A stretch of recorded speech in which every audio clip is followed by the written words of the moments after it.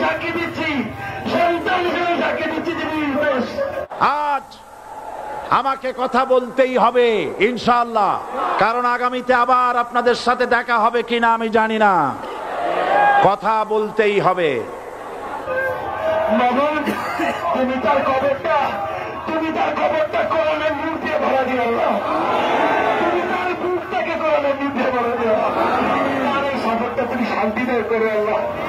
রব্বুল আলামিন, তুমি আমাদের গুনাহকে মাফ করে দিও। আমার আপনার সমস্ত গুনাহ করতে হবে। সারা দুনিয়া কোরআন প্রেমিক, সাইদি প্রেমিক যারা আছে সকলকে সবাই বাবাকে ক্ষমা চাচ্ছি। আপনারা অনেক দূর দরাজ থেকে এসছেন।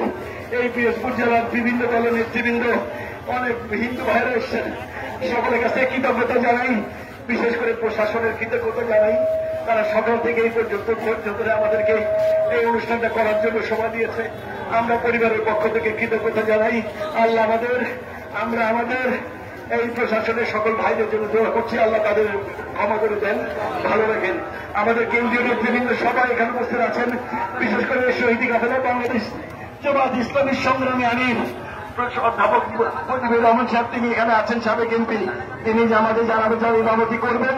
আমরা সবাই সারিবদ্ধ হয়ে আমাদের জন্য দাঁড়ায় যাই।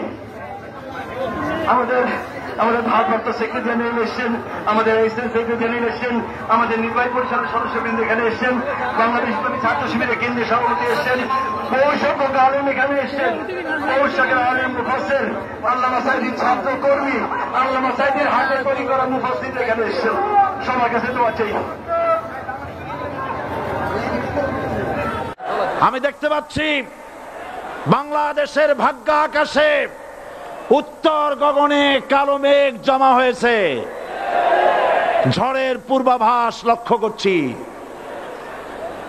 যদি মোকাবেলা করতে না পারেন সক্ষম ভাবে, এমন অন্ধকার গাঢ় কালো অমাবস্যার রাত আসতে পারে যার সুবে সাদেক হওয়া অসম্ভব। সুতরাং আপনারা কি কাপুরুষের মতো কাফের মুশরিকদের গোলামি করে মরতে চান? বিড়ালের মতো 500 বছর বেঁচে থাকার কোনো লাভ নাই। সিংহের মতো 1 ঘন্টা বাঁচতে চাই।